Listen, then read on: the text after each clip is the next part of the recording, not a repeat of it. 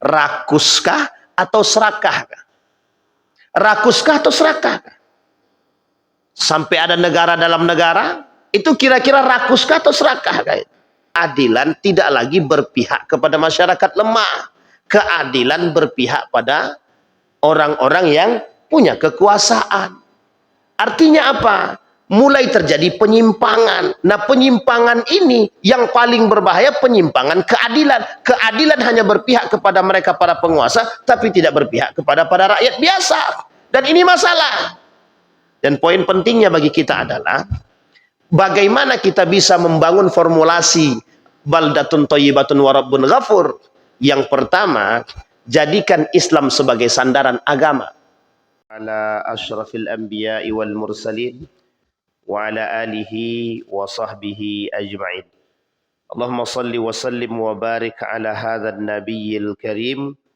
Allahumma salli ala Muhammad wa ala ali Muhammad fil alamin innaka Hamidum Majid. Ya ayuhan nasu ittaqu rabbakumul ladzi khalaqakum min nafsin wahidah wa khalaqa minha zawjaha wa batha minhuma rijalan katsiran wa nisaa'a wattaqullaha alladzi tasaaluna bihi wal arham innallaha kana 'alaikum raqibah. Puji syukur kehadirat Allah dengan mengucapkan alhamdulillahirabbil alamin. Berselawat kepada Nabi dengan mengucapkan Allahumma salli ala Muhammad wa ala ali Muhammad fil alamin innaka Hamidum Majid. Bapak Ibu sekalian yang berbahagia, mudah-mudahan di subuh hari ini Allah melimpahkan rahmat dan keberkahannya kepada kita semua. Insya Allah kita yang hadir, Allah berikan keberkahan rumah tangga yang sakinah, mawaddah, warahmah, anak-anak yang soleh dan solehah, dan insya Allah husnul khatimah. Amin ya rabbal alamin. Kemudian Bapak Ibu, kita berdoa untuk kedua orang tua kita yang telah baik yang telah mendahului ataupun yang masih hidup. Yang telah mendahului kita Allah tempatkan di tempat terbaik di sisinya. Allah terima amal ibadahnya. Allah kumpulkan kelak bersama orang-orang yang saleh.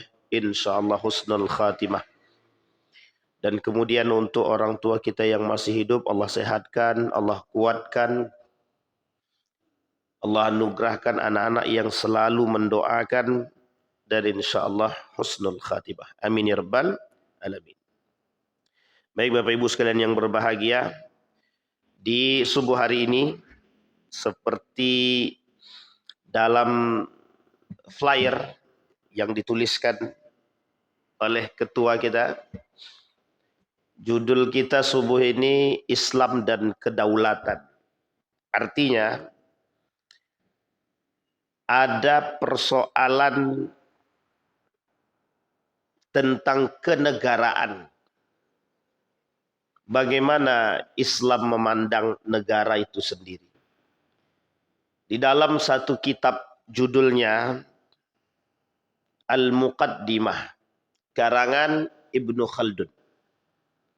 Yang kedua ada kitab namanya Ahkamus Sultan, karangan Al-Mawardi. Dua kitab ini berbicara tentang bagaimana tata negara yang memang Islam berbicara tentang itu. Kalau kita berbicara tentang Ibnu Khaldun, kita berbicara seorang pakar sosiologi. Kalau bahasa sederhananya bapak sosial. Jadi kalau orang bilang bapak sosial itu adalah Karl Marx, itu salah. Kalau bahasa lainnya Comte, Agus Comte namanya. Kalau dikenal sebagai bapak sosial, itu salah, bukan. Tapi lebih tepatnya bapak sosial itu adalah Ibnu Khaldun. Di dalam Al-Quran ada satu doa yang ini menjadi doa. Kata Allah di dalam Al-Quran itu, Rabbi ja'al hadha baladan aminah warzuq ahlahu minas samarati man amana minhum billahi wal yawmil akhir. Rabbi ij'al hadha baladan aminah. Ya Allah, jadikan kota ini, negara ini, negara yang aminan, negara yang aman. Ini jangan dikaitkan dulu langsung dengan negara Republik Indonesia. Rabbi ja'alni muqima salati wa min dzurriyyati rabbana wa taqabbal du'a. Ini kaitan dalam doa untuk keluarga. Rabbi ja'al hadza baladan amina. Jadikan negara ini negara yang aman, mutmainnah, damai, tenang. Di dalam doa yang lain, bahkan kita dituntutkan menjadi negara ini baldatun thayyibatun wa rabbun ghafur. Bagaimana kita dituntut berdoa semoga negara itu menjadi baldatun thayyibatun wa rabbun ghafur. Ada persyaratan sebelum menjadi negara yang baldatun thayyibatun wa rabbun ghafur. Negara yang aman, damai, thayyibah, baik, rabbun ghafur, mendapatkan ampunan dari Allah. Ini bersyarat. Adakah syarat terpenting untuk mendapatkan itu? Ada. Kata Allah dalam Al-Quran, kita kaitkan dengan ayat lain. Walau anna ahlal qura amanu wattaqau la fatahna alaihim barakat minas samati wal ard. Kalau mereka satu kampung itu, satu negeri itu amanu, pertama. Yang kedua wattaqau, bertakwa, la fatahna alaihim barakatim minas samai wal ard. Kami buka pintu keberkahan bagi mereka dari langit dan dari bumi. Sekarang kita lihat ayat yang lain. Apa yang Allah berikan kepada manusia? Kata Allah, aku ciptakan langit dan bumi. Aku ciptakan semua yang ada di muka bumi ini untuk kalian nikmati, untuk kalian manfaatkan, kata Allah. Semua. Apa yang tidak Allah kasih? Laut ada, sungai sama, laut sama. Bumi yang untuk kalian tanam. Kalau di laut Anda bisa ambil maka apa? Ikan semua segala macam, bukan kaplingan. Tapi bisa ada ikan, ada banyak semua. Yang di daratan banyak apa? Itu tertulis dalam Al-Quran. Semua yang di muka bumi ini. Yang Allah ciptakan untuk manusia silahkan ambil. Tapi ada tapinya. Ada batasan. Apa batasan itu? Yang pertama batasan itu, yang ada dalam diri kita. Jangan rakus. Jangan rakus. Itu yang pertama. Kenapa kok jangan rakus? Karena kalau rakus, ini penyakit manusia terdahulu. Berkelahi antara satu dengan yang lain, karena tidak ada kepuasan. Rakus. Maka kata Nabi dalam hadisnya, al-hirsu asyaddu minat tama'. Keserakahan itu lebih parah daripada tamak itu sendiri. Dia ada tamak. Ada tamak, ada hirsun. Tamak itu berbahaya. Tapi hirsun asyaddu minat tama'. Hirsun, keserakahan itu jauh lebih berbahaya daripada ketamaan itu sendiri. Satu. Yang kedua, apakah Allah menciptakan bumi ini seisinya, contoh kelapa, sawit, dan lain sebagainya, hanya untuk satu orang? Tidak. Hanya untuk satu kelompok? Tidak. Allah tidak ciptakan itu untuk satu kelompok. Allah tidak ciptakan itu untuk satu orang. Tidak. Semua Allah ciptakan ini, ambillah. Bahasa sederhananya, ambillah, kelola dengan baik, maka inilah yang bisa memberikan kesejahteraan kepada kalian. Dengan pengelolaan yang baik. Nah, ini poin pentingnya. Pertanyaannya adalah, yang banyak ini siapa yang kelola? Kalau dikembalikan kepada satu orang, bisa nggak oleh manusia itu dikelola? Oh, manusia ini bakal menjadi raja, rakus. Yang terjadi apa? Otoriter. Maka dikembalikanlah kepada mana? Diatur oleh negara. Semua kekayaan itu diatur oleh negara. Inilah bahasanya yang diperdebatkan oleh antara konvensional dengan Islam. Kata orang konvensional, Sumber daya alam itu terbatas. Kata Islam, sumber daya alam itu tidak terbatas. Kebutuhan manusia itu tidak terbatas. Yang terbatas itu apa? Yang terbatas itu apa? Manusia itu sendiri. Saya tanya kepada Bapak Ibu. Kalau kita tak bisa makan nasi, berarti makan apa kita? Makan apa? Jagung. Kalau kita tak bisa makan jagung. Orang tua zaman dulu saya masih ingat betul. Waktu saya masih kecil. Diajaknya, Wan, yuk bantu ibu. Bantu nenek. Apa nek? Ambil sagu. Jadi kita masih bisa makan sagu, belum makan nasi. Kalau sagu habis, sekarang sulit mencari sagu. Makan nasi, beras. Beras banyak macam. Tak bisa makan beras, sampai saya ke Turki. Di Turki makan beras pun, makan nasi pun tidak. Di Turki itu kami tak makan nasi, Pak. Sebagian tempat. Berapa hari itu kami tak makan nasi itu. Tak ketemu nasi. Tapi yang kita makan apa? Roti. Pakai telur. Telur didadar, makan pakai roti. Kebutuhan manusia itu tidak terbatas. Manusia bisa makan apa saja. Tapi manusia harus membatasi kebutuhan dia. Ketika manusia tidak membatasi kebutuhan dia, ketika manusia tidak membatasi nafsu dia, ya semua ingin mereka lahap, semua ingin mereka ambil. Inilah yang disebut menjadi pendorong kehausan, kerakusan dan keserakahan tadi. Kalau bahasa mereka, orang-orang barat itu, kebutuhan itu terbatas. Sumber daya alam terbatas. Dan sumber daya manusia juga terbatas. Manusia, sumber daya manusia tidak terbatas, sumber daya alam tidak terbatas. Manusia bisa menghidupkan diri mereka dari berbagai macam cara. Ini salah satu menolak gaya berpikirnya kaum liberal. Perbedaan antara orang Islam dengan orang Barat. Mereka bilang bahwa sumber daya alam, sumber daya manusia terbatas. Kalau Islam mengatakan sumber daya alam dan sumber daya manusia tidak terbatas. Kenapa demikian? Setinggi-tingginya teknologi, otak manusia lebih cerdas. Ketika manusia itu pasti lebih unggul daripada alat itu sendiri. Tidak mungkin tidak. Alat kalau rusak, butuh manusia untuk memperbaiki. Sekarang ada alat yang canggih untuk memperbaiki alat itu sendiri. Jadi manusia nggak butuh lagi. Tapi tetap membuat alat tersebut adalah manusia. Jadi secanggih-canggihnya alat, tetap manusia lebih canggih. Artinya sumber daya manusia tidak akan pernah terbatas. Selagi manusia masih hidup, tidak akan ada terbatasnya. Tapi sumber daya alam bagaimana? Yang menjadi kebutuhan manusia tidak akan terbatas.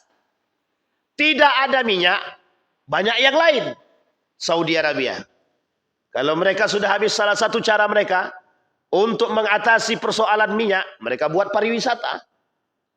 Pariwisata sekarang, salah satu alasan mereka buat adalah untuk mengganti minyak yang kelak bakal habis, kata mereka. Artinya apa? Sumber pendapatan mereka kelola yang bisa mereka kelola selain daripada minyak. Artinya manusia berpikir kreatif, muncul apa? Muncul pariwisata.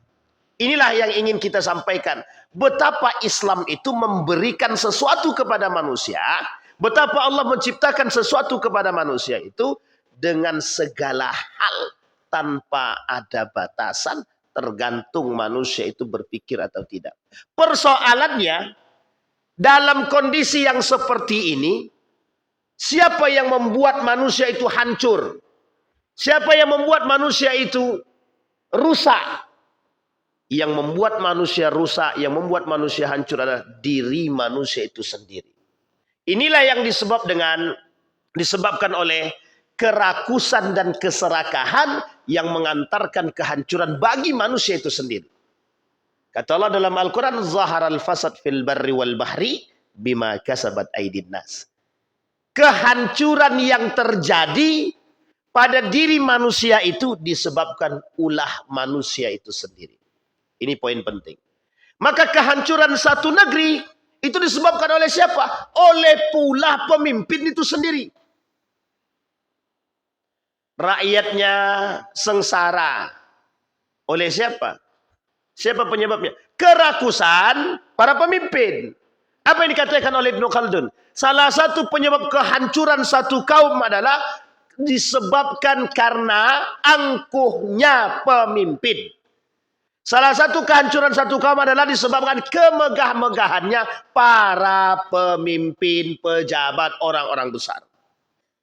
Ini penyebab apa? Kehancuran satu negeri.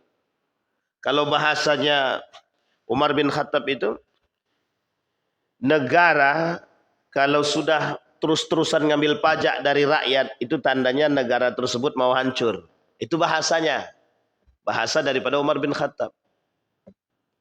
Kemarin Bapak Ibu dalam Rakornas Majelis Ulama Indonesia, salah satu tema yang diusung itu adalah oleh Majelis Ulama Indonesia itu, Majelis Ulama Indonesia ingin memprioritaskan fatwa tentang persoalan-persoalan kontemporer yang ada di negara Republik Indonesia. Salah satu di antaranya ingin mengeluarkan fatwa haram mengambil pajak dari rakyat miskin. Ini kira-kira setuju nggak Bapak Ibu nih? Setuju ya? Semua orang komentar di bawah itu ketika ada usung tema tersebut, apa kata mereka? Itu yang harus dilakukan oleh Majelis Ulama sekarang. Artinya apa? Dari hal tersebut Bapak Ibu, kita melihat bahwa Majelis Ulama Indonesia hari ini mencoba untuk turun gunung mengatasi persoalan yang kontemporer yang hari ini itu persoalan timbul di negara ini. Artinya apa?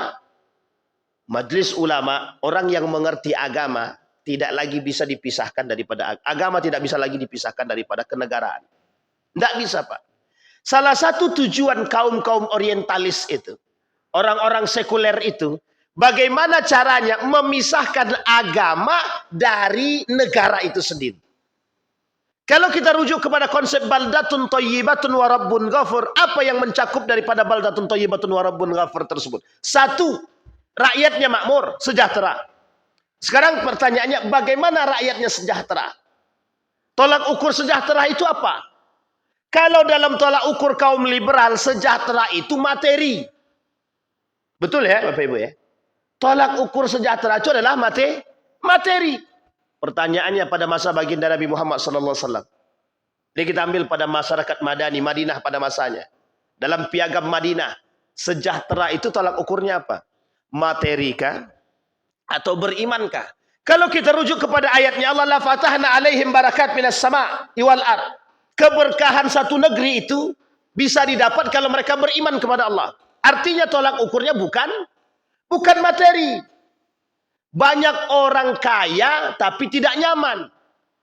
Banyak orang miskin tapi bisa hidup bahagia. Penyebabnya adalah iman. Maka tidak bisa dipisahkan antara negara dengan agama, tidak bisa dipisahkan. Ini poin penting. Baldatun thayyibatun wa rabbun ghafur. Maka doanya Rabbi ja'al hadza baladan amina. Kalau kita berdoa, ya Allah, berikan kami negara yang aman. Pertanyaannya aman, mutmainnah, damai, seperti apa? Baldatun thayyibatun wa rabbun ghafur. Gimana karakteristiknya? Satu, kesejahteraan masyarakatnya, bukan kesejahteraan pemimpin. Maka Bapak Ibu, pada masa dahulu, pada masa dinasti Abbasiyah, dalam masa Harun ar-Rasyid itu, siapa yang tidak merasakan kebahagiaan ketika itu? Hanya di akhir kepemimpinan. Semua merasakan bahagia. Kenapa? Harun ar-Rasyid, jangan sampai ada masyarakatku yang bersedih atas ketidakpunyaan mereka. Apa yang dilakukan oleh Harun ar-Rasyid? Satu ketika Harun ar-Rasyid menyamar menjadi manusia biasa. Keluar Pak dari kampung halaman Basrahnya itu, keluar untuk mencari tahu keadaan rakyatnya. Sampai ke satu daerah. Daerah ini disebut dengan Kampung Dermawan. Sampai satu daerah. Sampai di situ, sebelum sampai di situ, ada cerita untuk Kampung Dermawan ini. Kampung Dermawan ini, siapapun yang datang musafir di kampung ini, siapapun yang datang, dikasih makan, dikasih duit, dikasih tempat tinggal. Untuk tinggal di situ. Gratis. Setiap orang yang datang ke kampung ini merasa bahagia. Apa bahagianya? Orang semua rajin bersedekah. Satu kampung itu ketaatannya religius lah. Religius, tingkat religiusitasnya tinggi. Satu ketika ada seorang pemuda yang memanfaatkan kedermawanan itu untuk mengambil keuntungan dari kampung tersebut. Pemuda ini jaraknya tidak terlalu jauh, tidak terlalu dekat dari kampung tersebut, menyamar menjadi seorang pengemis. Padahal pemuda ini punya rumah, punya kendaraan, tapi mengemis. Dia mengemis, pura-pura mengemis, pura-pura menjadi orang miskin. Pergilah dia ke kampung ini, Pak. Ketika sampai di kampung itu, dia mengemis, Pak. Banyak dia dapat, Pak. Makanan, minuman, dan kemudian emas dibawa pulang. Hari ini apa dia kata? Kalau begini, saya bisa kaya nih. Dimanfaatkan pada hari kedua, ketiga, keempat, sama seperti itu. Dia mengemis, Pak. Pura-pura miskin. Satu ketika, dia, pemuda tersebut, pengemis ini, balik. Tak sengaja oleh orang kampung dermawan ini, salah satu di antara orang kampung dermawan ini, ada yang melihat, karena dia mengembala, melihat pemuda ini balik keluar dari kampung dermawan. Ketika sampai di tempat dan dia masuk ke dalam rumah, rumah itu megah, cantik, Pak. Dilihat oleh pemuda yang pengembara tadi. Setelah dilihat oleh pengembara tadi, kok rumah ini bagus? Bukankah itu pemuda itu adalah pengemis? Ketika balik, keluar lagi pemuda tadi, berubah pakaian dari seorang pengemis yang tadi masuk ke dalam rumah, keluar rumah pakai pakaian, mohon maaf, pakaian terhormat. Yang pakaian itu tidak mungkin, tidak murah lah. Pakaiannya terhormat. Sebab seorang yang berada lah. Kaget pemuda tersebut. Dicari tahu. Ternyata rumah tersebut rumah dia. Ternyata tempat tersebut adalah tempat dia punya kendaraan. Megah, dia orang kaya. Orang kaya, Pak. Ternyata pemuda tersebut pura-pura miskin hanya untuk menambil keuntungan dari kampung dermawan tersebut. Oleh pemuda ini disampaikan, Pak. Di satu kampung itu disampaikan. Satu ketika, Bapak Ibu sekalian yang berbahagia, Harun ar-Rasyid keluar dari rumahnya, menyamar jadi manusia biasa. Sampai menjadi manusia biasa, dia datang ke satu kampung yang disebut dermawan itu. Ketika sampai di situ, Harun ar-Rasyid dikasih makan, dikasih tempat tinggal. Tidak ada yang mengenal, Pak. Karena waktu itu tidak ada HP untuk mengetahui wajah para pemimpin, itu tidak tahu, Pak. Wajar kalau Umar bin Khattab pergi ke perbatasan Madinah, orang tidak kenal kalau dia Amirul Mukminin. Tidak tahu, Pak. Karena waktu itu tidak ada HP. Orang tidak tahu siapa pemimpinnya, Pak. Sehingga apa yang terjadi, Bapak Ibu sekalian yang berbahagia? Ketika Harun ar-Rasyid diberikan makanan, diberikan minuman, tempat tinggal. Bahagia, Pak. Bahagia hati. Kemudian Harun ar-Rasyid bilang kepada orang pemuka tokoh kampung tersebut. Tadi sebelum saya singgah ke sini, kata, saya singgah ke satu kampung. Di kampung itu saya singgah di dekat satu rumah. Kebetulan saya jatuh di situ. Kelaparan di situ. Saya datang ke rumah tersebut, saya ketok pintu. Ternyata rumah ini adalah rumah pengemis yang pura-pura miskin tadi. Yang pura-pura miskin tadi. Sampai di situ, apa kata Harun ar-Rasyid? Dia minta bantuan. Minta makan, paling tidak dikasih minum. Hanya untuk menghilangkan dahaga. Tidak dikasih. Apa kata pengemis tadi? Badan kau sehat, kau minta-minta, tidak ada tempat bagimu. Diusir, Pak. Harun ar-Rasyid ini diusir. Dia nggak tahu kalau ini adalah pemimpin. Kalau tahu kira-kira dia apa itu? Ini poin penting, Pak. Singkat cerita. Diceritakanlah. Disampaikan apa kata masyarakat yang di kampung dermawan tadi. Oh, itu dia orang yang selama ini melakukan pura-pura miskin dan mengemis di tempat kami. Katanya. Dikerjain, Pak, dikerjain sama siapa? Harun ar-Rasyid. Dipanggil sama Harun ar-Rasyid. Semua satu kampung itu, orang-orang masyarakat itu diberi emas sama Harun ar-Rasyid. Kampung dermawan tadi. Sebenarnya nggak butuh mereka, tapi untuk mengelabui pemuda ini. Akhirnya dipanggil, Pak, ke kerajaan. Apa yang dilakukan oleh Harun ar-Rasyid? Dihukum, Pak. Orang-orang yang pura-pura mengemis tadi, yang pura-pura menjadi pengemis dihukum. Artinya, Harun ar-Rasyid sebagai seorang pemimpin, dia harus tahu bagaimana kondisi masyarakatnya dan keadaannya. Dan ini Yang diharapkan Pak, ketika Umar bin Khattab keluar dari rumah, tidak ada yang tahu Umar bin Khattab keluar dari jam 11 malam Pak, sampai jam 3 subuh. Tidak ada yang tahu. Ketika sampai ke rumah satu rumah, ada seorang anak yang sedang menyiapkan susu untuk jualan besoknya. Kata anaknya, ibu, susu kita sudah nggak cukup ini. Persiapan kita, perbekalan kita untuk jualan besok, susu onta kita berkurang. Entah onta, tak keledai gitu. Keledai berkurang dari sebelumnya. Kata ibunya, gini aja lah nak, campurkan aja lah dengan air. Kan tidak ada yang lihat. Dijawab sama anaknya, bukankah Amirul Mukminin sudah mengeluarkan edaran, tidak ada yang boleh menjual susu palsu.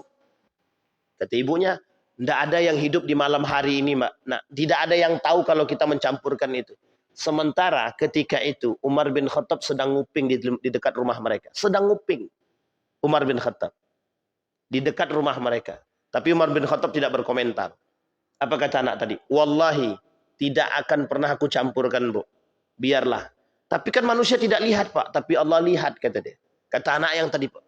Bayangkan, Umar bin Khattab jam 11 malam ke atas, masih keliling lihat masyarakatnya.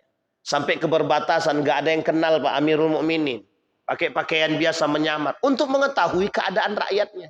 Bukan mohon maaf keliling itu pakai kamera, bukan. Kalau keliling pakai kamera itu jelas pencitraan, Pak. Ustaz, udah saatnya memang pemimpin kita pakai kamera kemana-mana. Sebenarnya bukan saatnya, Pak. Dulu nggak ada pakai begitu. Nah, kita kembalikan, Pak. Artinya apa? Persoalan kenegaraan ini, persoalan kenegaraan, memang harus diatasi oleh seorang imamah, kepemimpinan. Kalau tidak ada kepemimpinan yang baik, maka negara ini hancur. Syarat yang ketiga, untuk bisa mendapatkan kesejahteraan itu, baldatun thayyibatun wa rabbun ghafur. Kita harus punya kepemimpinan yang baik yang berdasarkan kepada keimanan. Kalau kita punya pemimpin yang beriman seperti Harun ar-Rasyid, kita punya pemimpin yang baik seperti Umar bin Khattab, kira-kira mungkin tidak yang disebut dengan kecurangan, mungkin tidak nepotisme, mungkin tidak korupsi itu ada. Mungkin, tapi mungkin hanya segelintir manusia. Kenapa? Karena ada ketegasan. Karena ada kekuatan. Karena ada keberanian. Karena ada iman. Yang lebih tepatnya adalah amanu wattaqau. Masyarakat beriman, masyarakat bertakwa. La fatahna alaih. Betul-betul kami buka bagi mereka keberkahan. Itu kata Allah. Itu yang ketiga. Jadi, salah satu syarat untuk mendapatkan baldatun thayyibatun wa rabbun ghafur adalah iman. Tapi kan Ustaz, itu dalam agama. Memang harus begitu. Apakah Nabi Muhammad tidak mengerti tata negara? Kalau Nabi Muhammad tidak mengerti tata negara, mengapa dia diangkat menjadi pemimpin? Pada masa itu kan ruang lingkupnya kecil, Ustaz. Hanya Madinah saja. Pada saat itu, untuk memulai itu saja begitu berat karena musuhnya kiri dan kanan. Bahkan ketika itu, musuhnya lebih dahsyat. Jadi jangan kira manusia sekarang lebih berat menghadapi daripada Nabi Muhammad. Tidak. Lebih berat memulai daripada mengakhiri, Pak. Sekarang ini manusia cuma tinggal nikmati aja. Tinggal menikmati. Pada masa Nabi tidak. Tidak punya kekuasaan, tidak punya ekonomi. Tapi apa yang dibangun oleh Nabi? Nabi sampai di Madinah. Yang pertama sekali yang dilakukan oleh Nabi, Nabi buat mereka betul-betul beriman kepada Allah. Nabi satukan mereka. Kemudian apa yang dilakukan oleh Nabi? Nabi berikan kepada mereka kekuatan untuk membangun kekuatan ekonomi. Bagaimana caranya? Berdagang, Pak. Tijarah. Selain daripada tijarah, apa yang dilakukan? Mengamalkan apa yang dikatakan oleh Allah dalam Al-Quran. Memanfaatkan sumber daya alam. Nah, sekarang pertanyaan kita adalah, negara Republik Indonesia ini, sumber daya alamnya bagaimana? Banyak, Pak, melimpah ruah. Siapa yang mengelola? Kalau Freeport, siapa yang kelola? Nikel, siapa yang kelola? Semua ini dikembalikan, Pak. Dikembalikan. Ustaz, itu kan ada pada masa dahulu penjajahan ABC dan itu bagian belakang. Sekarang yang penting bagi seorang pemimpin hari ini adalah Ketika seorang pemimpin bisa menyatukan umatnya dalam frame, dalam kacamata agama, baik. Itu yang kemudian yang harus kita tolak, menjadi tolak ukur kita. Pemimpin yang beriman, pemimpin yang mengerti agama, mesti tidak akan mungkin membuat rakyatnya sejahtera. Itu tidak mungkin, Pak. Tidak akan mungkin. Apalagi harus menggadaikan negara, itu tidak mungkin, Pak. Sangat tidak mungkin sekali. Kenapa? Karena dia bagian daripada itu. Pernahkah ini terjadi? Pernah, Pak. Pada masa dahulu, kita ambil contoh. Ketika revolusi Arab, ini mohon maaf, Pak. Mohon maaf kita. Negara-negara Arab dulu menggadaikan negara mereka demi kepentingan kelompok. Pertanyaannya ketika itu bagaimana model kepemimpinan mereka? Mereka kerajaan. Sistemnya kekerajaan, dinasti. Itu dulu, Pak. Sampai hari ini. Makanya mohon maaf ketika kasus Sudan misalkan, kita ambil contoh kasus Sudan. Itu negara-negara Arabnya justru mereka bahagia atas hancurnya Sudan. Padahal sama-sama Muslim. Sama-sama Muslim. Sebagian negara Arab yang ikut campur dalam urusan ini berasa bahagia, Pak. Pertanyaannya apa masalah mereka? Imankah atau apakah? Ada unsur, ada kelompok di belakang mereka yang kemudian sengaja membenturkan mereka. Apa sebab? Sebabnya satu saja, Pak. Sumber daya alam. Kita ambil contoh yang lain. Iran. Pertikaian Iran. Itu disebabkan sumber daya alam. Yang membuat Saudi hari ini begitu megah. Apa sebab? Sumber daya alam. Yang membuatkan Dubai seperti ini. Sumber daya alam. Semua, Pak, sumber daya alam. Pertanyaannya, apakah Eropa punya sumber daya alam? Tidak. Semua sumber itu ada di negara Arab. Mulai dari minyak itu, emas itu. Kita ambil contoh negara Republik Indonesia. Dulu kita ini punya emas. Duit kita saja, uang kertas kita saja, dulu backupnya emas. Setelah emas habis, dikikis, ganti perak. Perak pun habis, diganti timah. Berubah duit koinnya. Yang tadinya 1995 terakhir, itu pakai masih ada campuran emasnya, berubah menjadi perak. Dari perak berubah menjadi yang sekarang. Mana duitnya? Nggak bawa pula lagi. Duit ada. Kita ambil contoh ya Pak Ibu ya. Tidak ada lagi backupan, Pak. Tidak ada lagi. Jadi kalau uang kita nih sekarang rusak, ya rusak habis. Selesai. 500 rupiah. Dulu, masih Bapak Ibu masih ingat kan? 1990, ada tanggalnya di belakang, ada tahunnya besar. 1995. Bisa buat apa? Bisa buat cincin emas. Rame pada saatnya, pada masanya. Jadi yang pernah itu berarti dah tua betul itu. Orang yang hidup, ya Bang Jidin merasakan itu. Nampak tuanya berarti kan? 1900. Itu di backup, Pak. Apa yang terjadi? Mohon maaf, Pak. Kerakusan yang terjadi. Kerakusan mereka tampakkan. Habis, Pak. Emas diambil mereka. Ambil. Yang ambil menikmati bukan kita. Yang menikmati orang lain. Pada masa kapan itu, Pak? Semenjak dimulainya penjajahan pada masa Portugis, Belanda, kemudian Jepang. Indonesia tidak pernah menikmati hasil emas itu sendiri sampai hari ini. Kira-kira berat gitu, Pak. Nah, sekarang poin kita adalah, Pak, apa yang menyebabkan kehancuran satu negeri? Sebenarnya sederhana, Pak. Kerakusan dan keangkuhan dan kesombongan. Mengapa negara-negara yang dahulu pernah terjadi pada masanya, mengapa pada saat itu seperti Turki Utsmani di akhir kepemimpinan, mau tidak mau Turki Utsmani disetir, Pak. Oleh siapa? Oleh Eropa. Kenapa disetir oleh Eropa? Karena mohon maaf, ketika itu Turki Utsmani punya hutang yang melimpah dan tidak bisa mengatasi hutang tersebut. Kenapa, Pak? Karena kepemimpinannya, karena masyarakatnya, karena kerajaannya, orang-orang di atas sudah menikmati. Apa yang mereka nikmati? Mohon maaf, Pak. Ini pada masanya Turki Utsmani. Pada masa itu yang di atas ini sudah merasakan nikmatnya, kemegahan nikmatnya semua. Tapi mereka lupa. Yang mereka nikmati hasil daripada apa yang mereka miliki. Hasil bumi mereka yang dinikmati oleh kaum Eropa yang diberikan kepada mereka. Apa yang terjadi, Pak?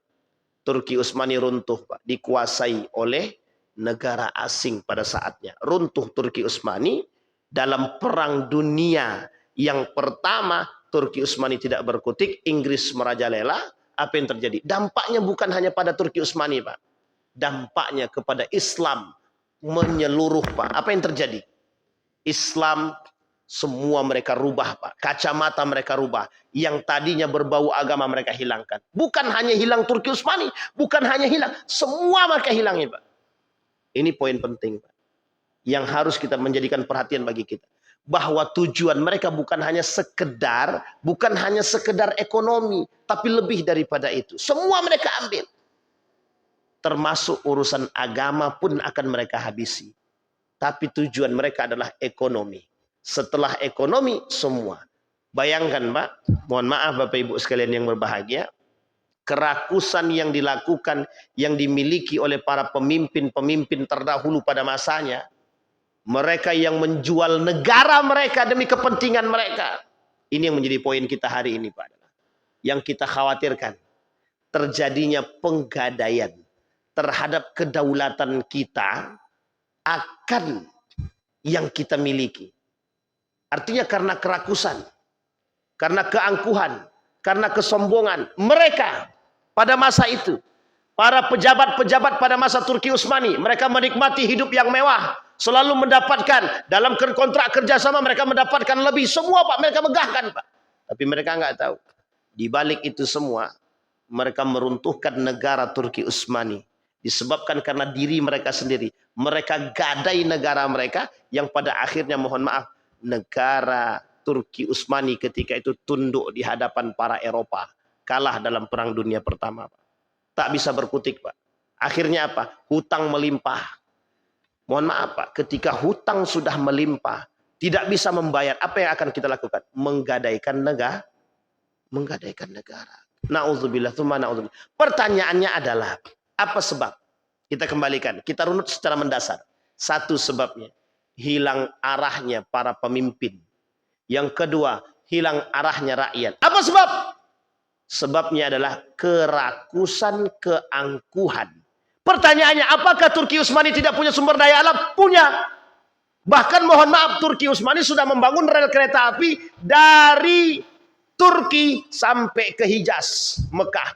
Lewat, Pak, melalui India. Pertanyaannya, pendapatan dari situ sudah besar atau belum? Besar. Mekah, Madinah, siapa yang punya ketika itu? Turki Utsmani. Yang mengelola siapa? Turki Utsmani. Apa yang dilakukan oleh Saudi sekarang? Kira-kira yang dilakukan oleh Saudi sekarang apa? Pendapatan dari haji dan umroh saja berapa banyak? Melimpah ruah, Pak. Tapi mengapa tetap merasa berkekurangan? Ada sebab? Ada. Apa sebab? Kerakusan dan keangkuhan. Maka pada saat itu, Pak, Turki Utsmani, apa yang terjadi? Gaya hidup berubah. Sedikit demi sedikit agama mulai hilang. Mulai tidak lagi dijadikan sandaran. Kalaulah satu negara sudah tidak menjadikan agama sebagai sandaran, maka yang terjadi apa? Hilang arah. Apa maksudnya? Pemisahan antara agama dengan negara. Apa yang terjadi? Manusia yang tidak beragama, pemimpin yang tidak beragama, hilang arah. Apa yang disebut dengan hilang arah? Mereka tidak lagi menjadikan agama sebagai sandaran. Apa yang terjadi? Apa yang dampaknya? Dampaknya adalah tidak ada namanya baldatun thayyibatun wa rabbun ghafur. Apa yang terjadi, Pak? Kerakusan, keserakahan. Itu yang terjadi sekarang. Nah, ini yang kita tidak inginkan. Akhirnya apa? Turki Utsmani, semua keluarga-keluarga kerajaan, anaknya disekolahkan, Pak, ke Amerika. Bukan ke agama. Ke Amerika, ke Belanda, ke Inggris. Menjadi sekuler. Balik ke tanah mereka. Mereka jual akal pikiran mereka. Mereka asingkan agama. Yang terjadi apa? Mereka dihadapkan dengan kondisi yang realita. Bahwa ekonomi menjadi kekuatan tangguh negara. Sekarang kita lihat, Pak. Yaman itu negara kaya atau bukan? Negara kaya atau bukan? Tapi negara Yaman ini, apa yang paling mereka kemukakan? Sampai hari ini, dari dulu sampai sekarang. Agama. Agama. Yaman sangat berpegang teguh dengan agama. Sangat. Negara tidak kaya. Tidak kaya, Pak. Tapi sampai hari ini, negara Yaman selalu berada pada posisi yang selalu membela agama. Ketika Palestina, ketika Yaman, dan beberapa kasus-kasus keagamaan yang lain, Yaman selalu berada pada posisi, selalu membantu, selalu pada posisi yang mendukung yang baik. Pertanyaannya apa? Agama. Dan apa yang kita rasakan? Mereka, mohon maaf kita ambil contoh Pak, sekalipun secara ekonomi mereka lemah, tapi mereka punya harga diri. Apa harga diri mereka? Agama. Kita butuh itu Pak.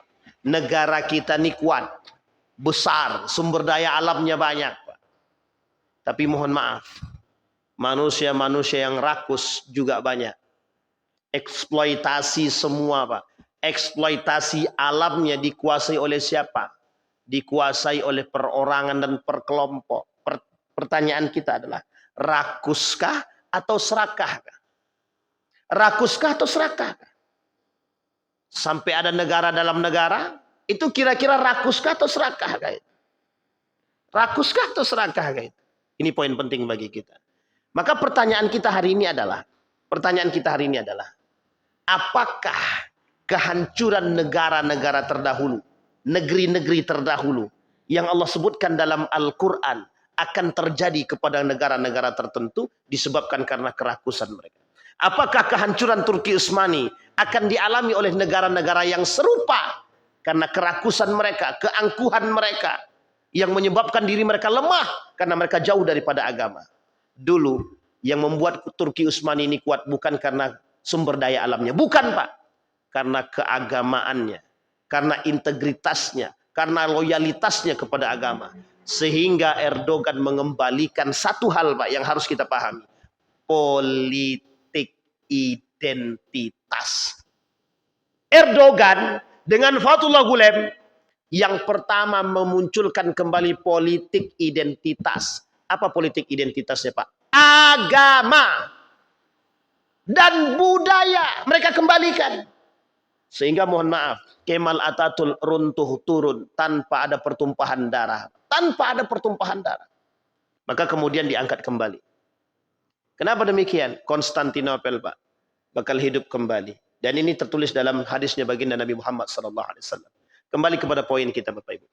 Penyebab hancurnya satu negeri, itu kata baginda Nabi Muhammad SAW. Kata Allah dalam Al-Qur'annya, wa in aradna an nuhlika wa idza aradna an nuhlikal qauma, katanya, kalau kami ingin menghancurkan satu kaum itu selesai, mudah saja bagi Allah. Disebabkan karena kemaksiatan mereka, disebabkan karena kemungkaran mereka, disebabkan karena keangkuhan mereka. Manusia yang angkuh, manusia yang rakus, itu penyebab daripada kehancuran satu Pak. Apa kata Nabi dalam hadisnya? Kata Nabi dalam satu hadis itu, salah satu penyakit yang akan timbul di akhir zaman adalah at-takatsur wat tanajus fid dunya. Mereka bermegah-megahan. Yang kedua, mereka berlomba-lomba dalam urusan dunia. Yang selanjutnya at-tabaghud, yang selanjutnya at-tahasud. Mereka saling membenci, mereka saling iri hati dan dengki. Sekarang kita lihat Pak dalam poin yang pertama, at-takatsur. Apa itu at-takatsur? Dalam surat at-takatsur itu, alhaakumut takatsur hatta zurtumul maqabir. Kalla sawfa ta'lamuna thumma kalla sawfa ta'lamun. Kalla law ta'lamuna ilmal yaqin la tarawunal jahim thumma la tus'aluna yawma idzin 'anil na'im. Pertanyaannya takatsurnya artinya apa, Pak? Bermegah-megahan. Pertanyaannya bermegah-megahan seperti apa? Kita lihat Pak, kita rujuk dalam sejarah. Ketika kita lihat dalam dinasti-dinasti kerajaan-kerajaan Islam, salah satu penyebab kehancuran negara tersebut adalah salah satu penyebab kehancuran satu dinasti tersebut. Kita ambil kembali kepada dinasti Umayyah. Apa yang terjadi? Bagaimana dinasti Abbasiyah menghancurkan dinasti Umayyah? Satu penyebabnya, sudah ketika itu masyarakat, pemimpin dan para pejabat-pejabat yang ada di dinasti Umayyah, mereka sudah mulai memegah-megahkan diri mereka. Bangunan mereka tinggikan, rumah mereka megah, istana mereka megah, tapi mereka nggak tahu rakyat mereka dalam keadaan sengsara. Nggak tahu. Bukan tidak tahu, tidak mau tahu. Dinasti Abbasiyah sama. Ketika di akhir kepemimpinan dinasti Abbasiyah, bermegah-megahan. Pertanyaannya adalah, dinasti Umayyah di akhir kepemimpinan, jauh tak mereka dari agama? Jauh. Apakah para ulama masih hidup? Masih. Tapi mengapa? Karena mereka tidak berdaya. Karena para pejabat, para pemimpin, para umara lebih haus kekuasaan, lebih haus dengan harta dan dunia. Yang kedua, dinasti Abbasiyah sama. Dinasti Abbasiyah sebab keruntuhannya salah satunya adalah cinta terhadap dunia. Bagaimana dengan Andalusia? Sama. Cinta terhadap dunia. Kita kembalikan kepada sejarah. Sejarah kita ada. Kita punya sejarah. Islam boleh melirik kepada sejarah. Sekarang pertanyaannya kita kembalikan kepada poin yang Allah katakan dalam Al-Quran. Allah ciptakan langit dan bumi ini untuk kalian kelola. Biar masyarakat ini bisa hidup sejahtera. Pertanyaannya adalah dengan apa? Dengan keadilan. Ini poin pentingnya, Pak. Jadi Allah kasih sumber daya alam dikelola oleh pemerintah. Tujuannya untuk apa? Tujuannya untuk apa? Tujuannya untuk kesejahteraan, kata Allah. Pertanyaannya bagaimana biar sejahtera? Bagaimana mengelola biar bisa sejahtera? Harus mengelola dengan keadilan. Maka dalam istilah kedaulatan itu ada kedaulatan rakyat, kedaulatan negara. Bisa dipahami ya Pak ya, kedaulatan hukum. Setidaknya ada 4 kedaulatan Pak. Kita ambil satu-satu. Kedaulatan rakyat. Apa maksud kedaulatan rakyat itu? Paling tidak, makna sederhananya adalah kekuasaan itu ada di tangan rakyat. Pertanyaannya bagaimana kalau kekuasaan di tangan rakyat itu? Seharusnya itu yang dimiliki. Harusnya negara kita ini suara terkuat itu suara rakyat. Suara rakyat kata mereka.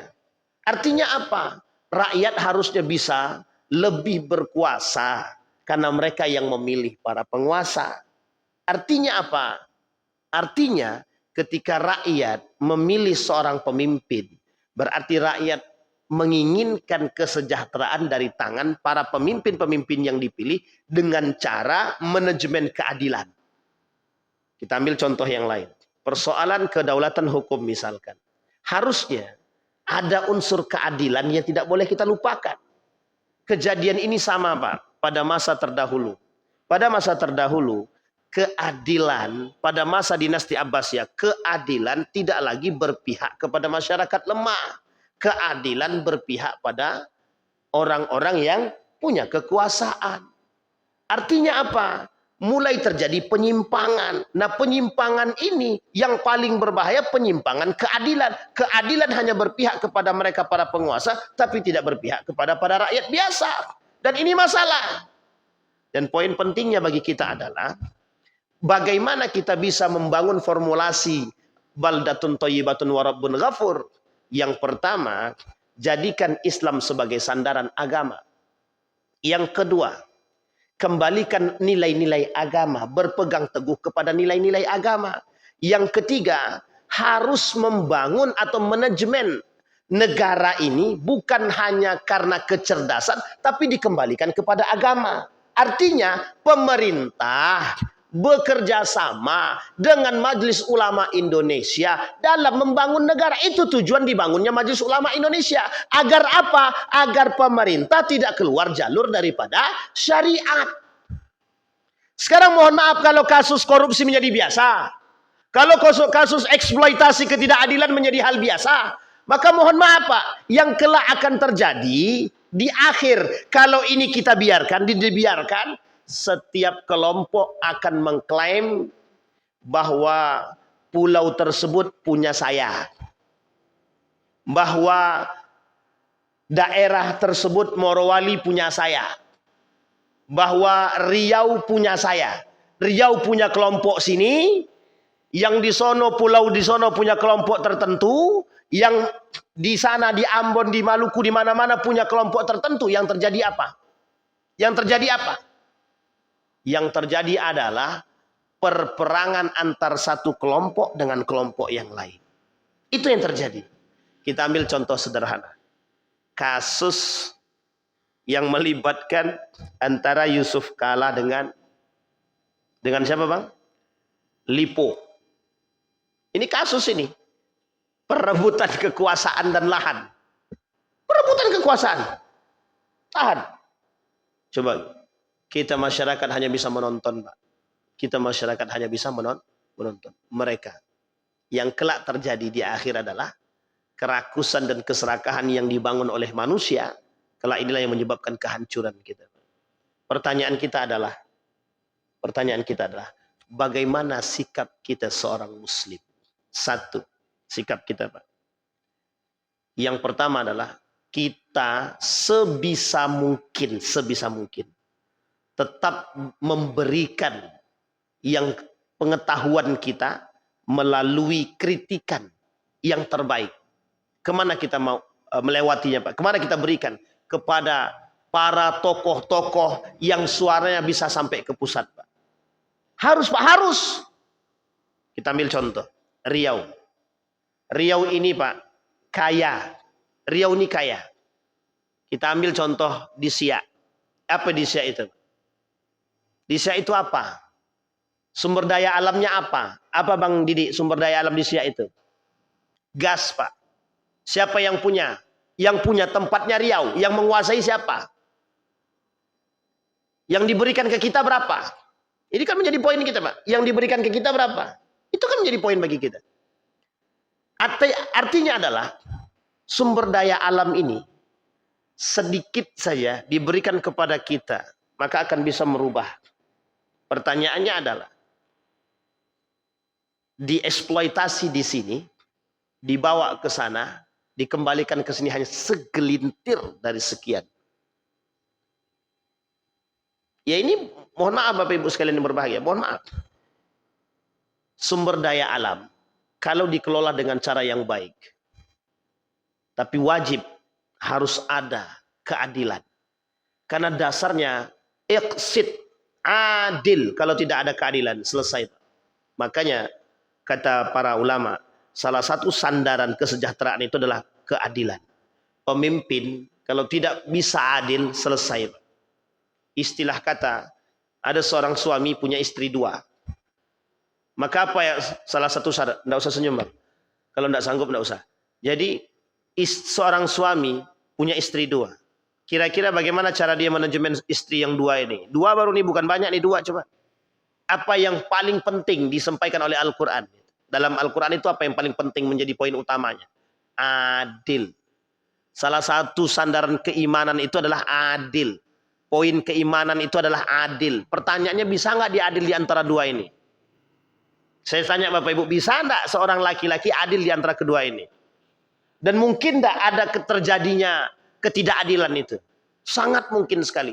Pertanyaannya adalah, apakah dia tidak tahu bahwa mungkin satu saat nanti dia bakal tidak adil? Tahu, Pak. Hanya saja perlu ada manajemen yang baik agar tidak terjadi kecemburuan sosial antara satu dengan yang lain. Itu yang harus dilakukan. Makanya Pak, mohon maaf, sandaran kata para ulama, adil.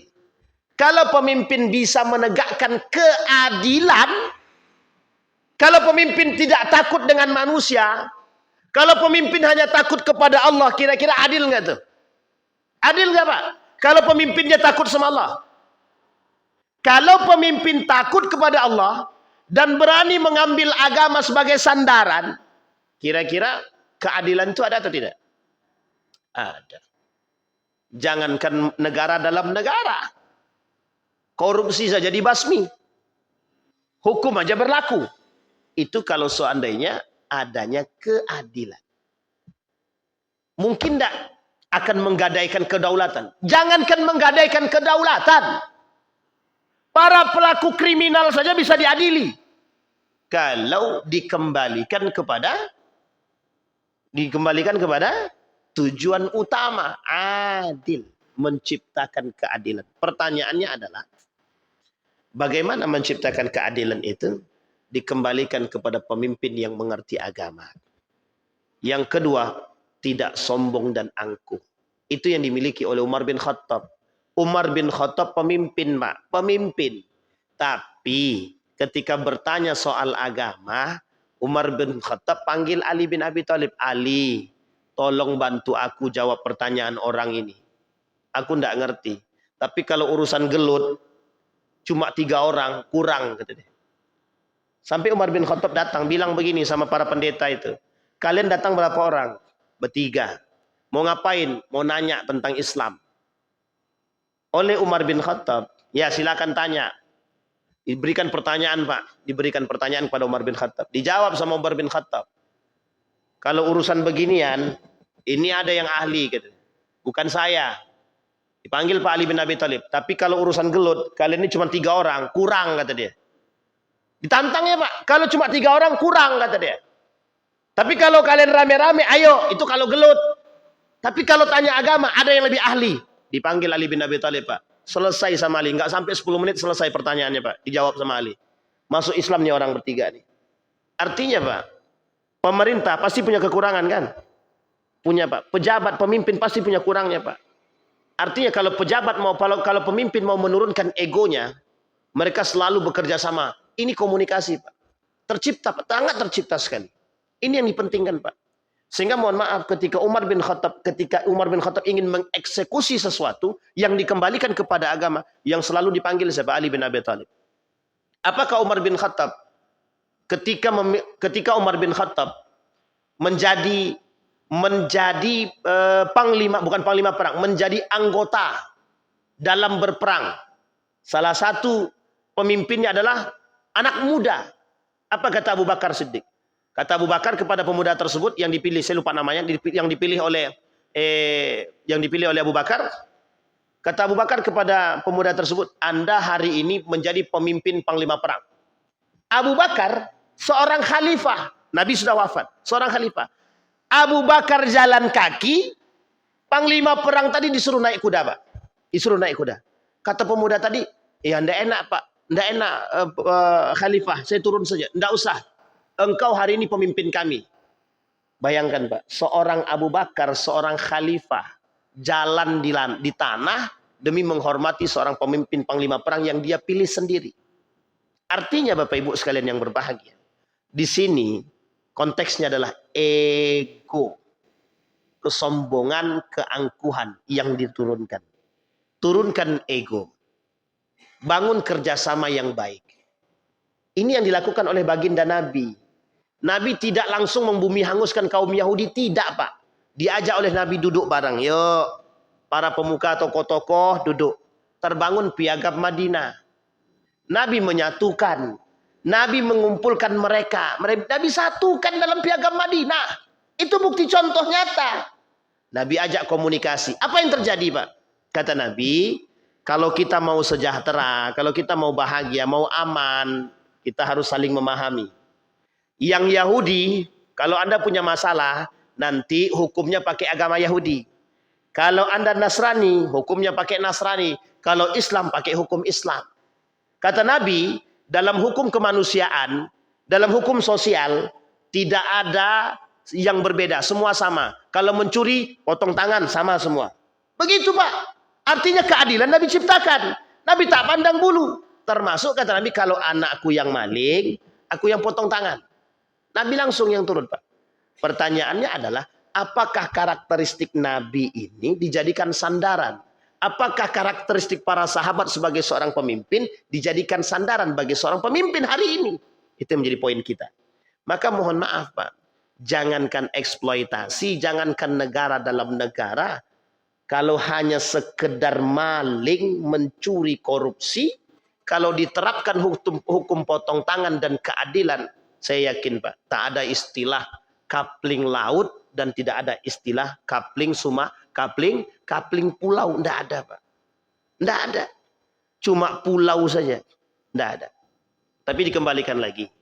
Hilangnya arah kita hari ini, hilangnya agama, dipisahkannya agama dari negara, dipisahkannya agama dari politik, dipisahnya agama dari masyarakat. Inilah yang menjadi poin Pak. Sebab lemahnya kita hari ini.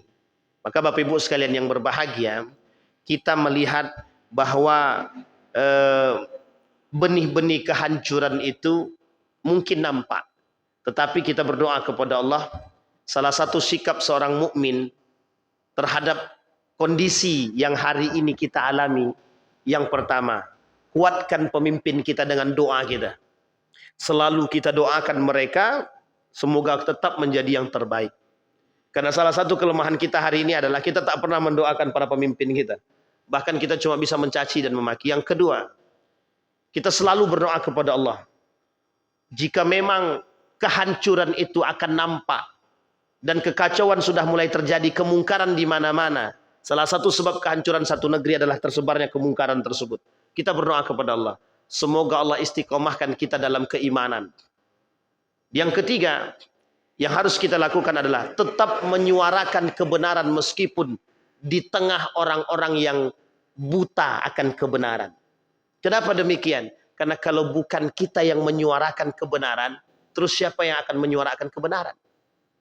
Kalau semua manusia sudah menutup mata daripada kebenaran, siapa yang mau membuka matanya demi kebenaran? Enggak ada.